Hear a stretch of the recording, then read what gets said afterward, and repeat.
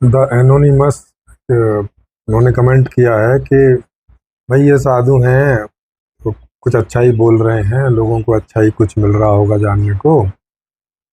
और कह रहे हैं कि मुझे कुछ मालूम भी नहीं है सही गलत का, पर फिर भी इतना तो लगता ही है कि भाई ये लोग कुछ न कुछ तो सही बातें कर ही रहे हैं। सदगुरु हुए,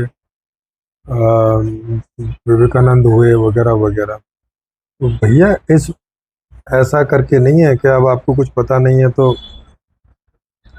आप इनको ढंग से सुनोगे नहीं कि ये क्या कह रहे हैं, है ना। ये कंट्राडिक्टरी बात कर रहे हैं, विरोधाभासी बात कर रहे हैं। जो बात दूसरों को समझा रहे हैं उसी से खुद उल्टे हैं, खुद उल्टा जीवन जी रहे हैं। अब ये खुद कह रहे हैं कि प्रतिकूलता आए तो समझो कि ईश्वर की कृपा है, और ये अनुकूलता लेके बैठे हुए हैं।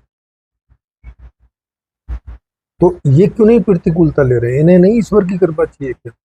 अच्छा, फिर कुछ लोग बोल रहे हैं कि नहीं वो तो आ चुकी ना, अब तो ये आध्यात्मिक हो चुके। कहाँ हो चुके? अगर आध्यात्मिक होने के बाद फिर अनुकूलता ही लेनी है तो पहले से ही अनुकूलता लेते रहते, क्या प्रॉब्लम थी भाई? जिन्हें ईश्वर को जानना है, जिन्हें स्वयं को जानना है, वो अनुकूलता में भी जानते ही हैं। ऐसा थोड़ी है कि प्रतिकूलता में जानने को चलता है। जिसको जिज्ञासा है कोई चीज की वो जानता ही है, प्रतिकूलता में ही जानेगा ऐसा करके तो है नहीं।